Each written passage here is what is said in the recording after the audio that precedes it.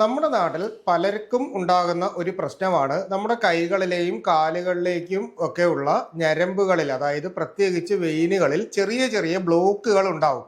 ഇതിന്റെ ഭാഗമായിട്ട് വിട്ടുമാറാതെയുള്ള കൈകാൽ കഴപ്പ്, വേദന, തരിപ്പ്, പെരിപ്പ് മുതലായിട്ടുള്ള പ്രശ്നങ്ങൾ ഉണ്ടാകുന്ന ഒരുപാട് പേരുണ്ട്. പക്ഷേ ഇത്തരക്കാരിൽ പലർക്കും നമ്മളൊരു ഹോസ്പിറ്റലിലേക്ക്, അതായത് പൊതുവേ നമ്മളൊരു ഹോസ്പിറ്റലിൽ ചെന്ന് ട്രീറ്റ്മെന്റ് ചെയ്യുമ്പോൾ വളരെയധികം ചിലവ് ഉണ്ടാകാറുണ്ട്. പക്ഷേ ഞാൻ പലപ്പോഴും നമ്മുടെ ഹോസ്പിറ്റലിൽ എത്തുന്ന പലർക്കും വളരെ സിമ്പിളായിട്ട് അവരുടെ വീട്ടിൽ തന്നെ, അതായത് സാധാരണക്കാർക്കും കാര്യങ്ങൾ ചെയ്തു പോകണമല്ലോ, അപ്പോൾ ആ ഒരു ഉദ്ദേശത്തിൽ ഞാൻ പറഞ്ഞു കൊടുക്കുന്ന ഈ ബ്ലോക്കായ ഞരമ്പുകളൊക്കെ തുറക്കുന്നതിന് വേണ്ടിയിട്ടുള്ള ചില കാര്യങ്ങളും, അതുപോലെ തന്നെ നമ്മുടെ കാല് മുക്കി വെച്ച് ചെയ്യാനായിട്ട് പറ്റുന്ന ഒരു മെഡിസിൻ പ്രിപ്പറേഷൻ ഉണ്ട്. വലിയ ചിലവൊന്നും ഇല്ലാത്ത ഒരു കാര്യമാണ്. അപ്പോൾ അതും എങ്ങനെയാണ് ചെയ്യുന്നത് മുതലായിട്ടുള്ള കാര്യങ്ങളാണ് ഇന്നത്തെ എപ്പിസോഡിൽ ഞാൻ പറയുന്നത്.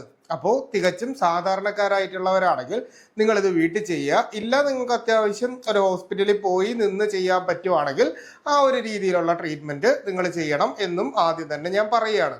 അപ്പോൾ നമുക്കിതിൻ്റെ മെയിൻ ആയിട്ടുള്ള കാര്യങ്ങളിലേക്ക് വരാം. നമ്മുടെ ശരീരത്തിൻ്റെ വയറിംഗ് സിസ്റ്റം എന്ന് തന്നെ നമുക്ക് വേണമെങ്കിൽ നമ്മുടെ ഈ പറയുന്ന വെയിൻസിനെ നമുക്ക് പറയാൻ പറ്റും. അതായത് ശുദ്ധരക്തം നമ്മുടെ ഹാർട്ടിൽ നിന്ന് താഴേക്ക് പോയതിന് ശേഷം നമ്മുടെ വെയിൻസ് വഴി ഇത് മുകളിലേക്ക് വരും. പക്ഷേ ഈ വെയിൻസിൻ്റെ അകത്തുള്ള ക്യാപ്പിലറീസിൽ ഉണ്ടാവുന്ന അല്ലെങ്കിൽ വെന്യൂൾസിൽ ഉണ്ടാവുന്ന ചെറിയ ചെറിയ ബ്ലോക്കുകൾ പോലെ വരുമ്പോഴാണ് നമുക്ക് ഈ രക്തം കൃത്യമായിട്ട് നമ്മുടെ ഹൃദയത്തിലോട്ട് എത്താതെ വരികയും അവിടെ നമുക്ക് ഇത്തരത്തിലുള്ള പ്രശ്നങ്ങൾ ഉണ്ടാകുന്നത്. കൂടുതൽ കാര്യങ്ങളിലേക്കൊന്നും പോകുന്നില്ല. അപ്പോൾ ഇതിനു വേണ്ടിയിട്ടുള്ള നിങ്ങൾ ആദ്യം ചെയ്യാനുള്ളത്, നമ്മുടെ കഴിക്കുന്ന ആഹാരങ്ങളിൽ വൈറ്റമിൻസ് നമുക്ക് കിട്ടുന്ന രീതിയിലുള്ള, അതായത് വൈറ്റമിൻ B12, വൈറ്റമിൻ B6, അതുപോലെ തന്നെ നമുക്ക് വൈറ്റമിൻ ഡി മുതലായിട്ടുള്ള വൈറ്റമിൻസ് നമ്മുടെ ശരീരത്തിന് വളരെ അത്യാവശ്യമാണ്.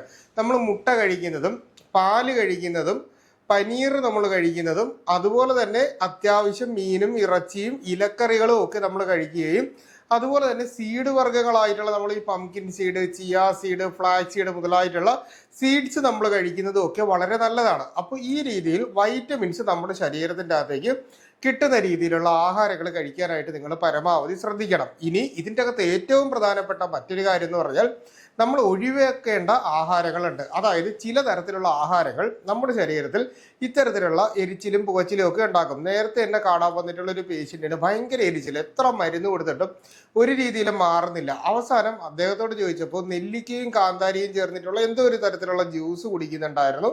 അത് സ്റ്റോപ്പ് ചെയ്ത് കഴിഞ്ഞപ്പോഴേക്കും ആളുടെ ഈ എരിച്ചിലും പുകച്ചിലും ഒക്കെ മാറി. അപ്പോൾ ഓതന്റിക്കേറ്റഡ് അല്ലാത്ത സ്ഥലങ്ങളിൽ നിന്ന് ഇത്തരം കാര്യങ്ങൾ വാങ്ങിക്കഴിക്കുകയോ അല്ലെങ്കിൽ അമിതമായിട്ടുള്ള എരിവ്, പുളി, ഉപ്പ്, മധുരം, എണ്ണ, അതുപോലെ തന്നെ ബേക്കറി ഐറ്റംസ്, കാർബണേറ്റഡ് ഡ്രിങ്ക്സ് ആയിട്ടുള്ള പെപ്സി, കൊക്കോകോള മുതലായിട്ടുള്ള ആഹാരങ്ങൾ, അതായത് പാനീയങ്ങൾ നമ്മൾ വാങ്ങി കുടിക്കുന്നതും അമിതമായിട്ട് ഡോക്ടർമാരുടെ നിർദ്ദേശമില്ലാതെ നമ്മൾ കഴിക്കുന്ന പലതരത്തിലുള്ള ആൻറ്റിബയോട്ടിക്കുകളും മറ്റുമൊക്കെ ഇതിനൊരു കാരണമായിട്ട് മാറാറുണ്ട്. ഇനി മറ്റൊരു കാര്യം എന്ന് പറഞ്ഞാൽ, നമ്മുടെ ശരീരത്തിൻ്റെ അകത്ത് ഒട്ടും നിയന്ത്രണ വിധേയമല്ലാത്ത രീതിയിൽ പ്രമേഹം കൂടിപ്പോകും. നമ്മൾ സാധാരണ FBS അതുപോലെ തന്നെ PPBS നമ്മൾ ആഹാരത്തിന് മുൻപും ശേഷമുള്ള ഷുഗർ പരിശോധിച്ച് നോക്കുമ്പോൾ അത്യാവശ്യം നോർമലാണ്. എന്നിരുന്നാൽ പോലും 3 മാസത്തിലൊരിക്കൽ നിങ്ങളുടെ HbA1c ചെക്ക് ചെയ്ത് നോക്കുക. അതായത് ഗ്ലൈക്കോസിലേറ്റഡ് ഹീമോഗ്ലോബിൻ ചെക്ക് ചെയ്ത് നോക്കുമ്പോൾ നമ്മുടെ 3 മാസത്തിലുള്ള ഷുഗറിൻ്റെ ലെവൽ അറിയാം. ഷുഗർ കൺട്രോൾ ചെയ്യാതെ ഈ പറഞ്ഞ ഏത് കാര്യം ചെയ്യാൻ പോയി കഴിഞ്ഞാലും നമുക്ക് വലിയ മാറ്റങ്ങളൊന്നും ഉണ്ടാവില്ല. അതുകൊണ്ട് ഷുഗർ ഉള്ളവരാണെങ്കിൽ ഈ പറഞ്ഞ കാര്യത്തിൽ ഷുഗർ നിയന്ത്രണം വളരെ അത്യാവശ്യമാണ്.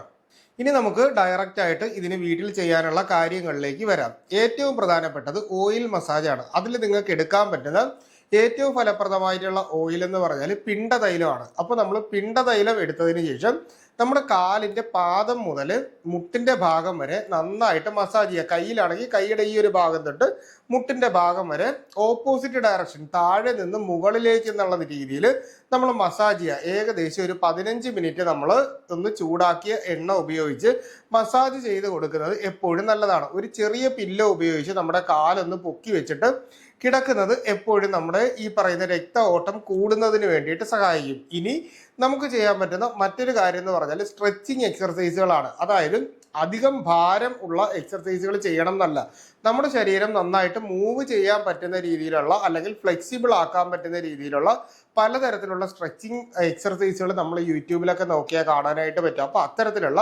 സ്ട്രെച്ചിങ് എക്സർസൈസുകളും ദിവസവും ഒരു 30 മിനിറ്റ് എങ്കിലും നമ്മൾ വീട്ടിൽ അത്യാവശ്യം നല്ല സ്ഥലം നോക്കിയിട്ട് നടക്കാനുള്ളൊരു ശ്രമം, ഇല്ലെങ്കിൽ നമ്മൾ വെളിയിൽ നടക്കാനായിട്ട് പോകുന്ന രീതിയിൽ നമുക്ക് ചെയ്യാം. അടുത്തതായിട്ട് യോഗ പ്രാക്ടീസാണ്. ദിവസവും 1/2 മണിക്കൂർ മുതൽ 45 മിനിറ്റ് വരെ നമ്മൾ പ്രാണായാമം ചെയ്യുന്നതും അതുപോലെ തന്നെ നമുക്ക് സൂര്യ നമസ്കാരം പോലുള്ള എക്സർസൈസുകളോ അതായത് യോഗ പ്രാക്ടീസുകളോ ഇല്ലെങ്കിൽ നമുക്ക് വജ്രാസനം, പത്മാസനം മുതലായിട്ടുള്ള ആസനങ്ങളോ ഒക്കെ നമ്മളൊന്ന് പ്രാക്ടീസ് ചെയ്യുന്നത് നമ്മൾ പെട്ടെന്ന് റിലാക്സ് ആവാനും നമ്മുടെ മസിൽസിന് കൃത്യമായിട്ടുള്ള ഒരു സ്ട്രെച്ചിങ് ലഭിക്കുന്നതിനും വേണ്ടിയിട്ട് സഹായിക്കാറുണ്ട്. ഇനി നമുക്ക് വേണ്ടതെന്ന് പറഞ്ഞാൽ നമ്മൾ വെള്ളം കുടിക്കുന്നതിൻ്റെ അളവ് പലപ്പോഴും ആളുകളിൽ ഇന്ന് വളരെ കുറഞ്ഞു വരികയാണ്.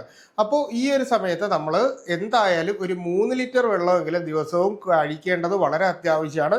അതിനോടൊപ്പം തന്നെ നമ്മൾ ഉറക്കം വളരെ ഇമ്പോർട്ടൻ്റ് ആയിട്ടുള്ള ഒന്നാണ്. പലർക്കും ഉറക്കം കിട്ടാതെയൊക്കെ വന്നു കഴിയുമ്പോൾ നമുക്ക് ഇത്തരത്തിലുള്ള ടെൻഷൻ്റെ ആൻസൈറ്റിയുടെ ഒക്കെ ഭാഗമായിട്ട് ഇത്തരത്തിലുള്ള ശരീരവേദനകളും മറ്റ് കഴപ്പും പെരുപ്പും ഒക്കെ ഉണ്ടാകാനുള്ള സാധ്യതയുണ്ട്. അപ്പോൾ ഈ ഒരു സമയത്ത് നമ്മൾ ചെയ്യാനുള്ളത് 7 മുതൽ 8 മണിക്കൂർ വരെ കൃത്യമായിട്ട് ഉറങ്ങാനുള്ള ഒരു രീതി നമ്മൾ പ്രാക്ടീസ് ചെയ്യുക. ഉറങ്ങുന്നതിന് മുമ്പ് മൊബൈലൊക്കെ മാറ്റി വെച്ചിട്ട് കിടക്കുക. ഇനി നമുക്ക് കാല് മുക്കി വെച്ച് നമുക്ക് വീട്ടിൽ ചെയ്യാൻ പറ്റുന്ന ഒരു ട്രീറ്റ്മെന്റ് ആണ് പറയുന്നത്. സാധാരണ നമ്മളിപ്പോൾ ഒരു ഹോസ്പിറ്റലിൽ പോയിട്ട് ഇത് ചെയ്യുവാണെങ്കിൽ നമുക്ക് ഏകദേശം ഒരു 1000-1500 രൂപ ആ ഒരു റേഞ്ചിലൊക്കെ ട്രീറ്റ്മെന്റ് പെർ ഡേ നമുക്ക് വരുന്ന ട്രീറ്റ്മെന്റ് ആണ്.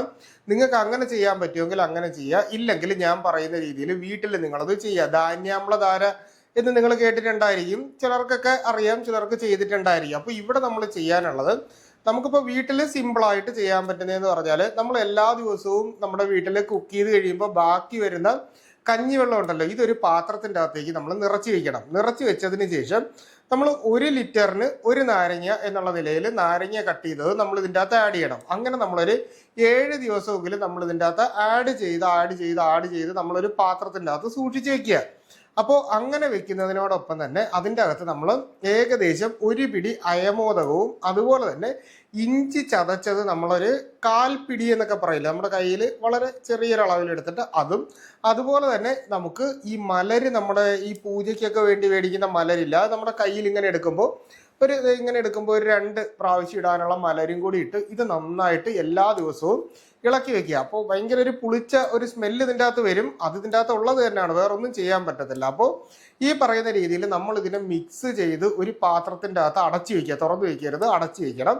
അടച്ചു വെച്ചിട്ട് എല്ലാ ദിവസവും ഇതിനെ ഒന്ന് കുലുക്കി കൊടുക്കുക. അങ്ങനെ ഒരു 7 ദിവസം ആയി കഴിയുമ്പോഴേക്ക് നമ്മൾ ഇതിൽ നിന്ന് ഒരു 2-3 കപ്പ് കോരിയെടുക്കുക. കോരിയെടുത്താൽ വീണ്ടും നമ്മളിതിനെ കുലുക്കിയിട്ട് കഞ്ഞിവെള്ളം ആഡ് ചെയ്ത് നമുക്ക് യൂസ് ചെയ്യാൻ പറ്റും. എല്ലാ ദിവസവും ഇത് കുലുക്കി കൊടുക്കണം എന്നുള്ള കാര്യം മാത്രമേ ഉള്ളൂ. അതുപോലെ തന്നെ ഇത് കൊണ്ടുവന്നതിന് ശേഷം നമ്മൾ ഇതിനെ അത്യാവശ്യം ഒരു 2 വലിയ കപ്പിലെടുത്തിട്ട് നമ്മളിതിനെ ഒന്ന് ചൂടാക്കി എടുക്കുക. അതായത് ഒരു ഇളം ചൂട് പരുവത്തിലേക്ക് എത്തിക്കഴിയുമ്പോൾ ഇതിനെ എടുത്തിട്ട് നമ്മളൊരു ബേസിനെടുത്ത് തറയിൽ വെച്ചിട്ട് നമ്മുടെ കാൽ ആ ബേസിനിലോട്ട് വെച്ചതിന് ശേഷം ഇതിങ്ങനെ ഇളം ചൂടോടെ നമ്മുടെ കാലിൽ മുട്ടിൻ്റെ ഭാഗത്ത് നിന്ന് താഴേക്ക് ധാര പോലെ നമ്മളിങ്ങനെ ഒഴിക്കില്ലേ. അപ്പോൾ ഇങ്ങനെ നമ്മൾ ഏകദേശം ദിവസവും ഒരു 15 മിനിറ്റ് സമയം നമ്മൾ ഇത് ചെയ്യുക. അതിനുശേഷം ഇത് ചൂടാക്കിയിട്ട് കുറച്ച് സമയം നമ്മൾ ഇതിൻ്റെ അകത്തേക്ക് കാല് മുക്കി വെച്ചിരിക്കുക. അതായത് നല്ലൊരു സേവനമാണ്.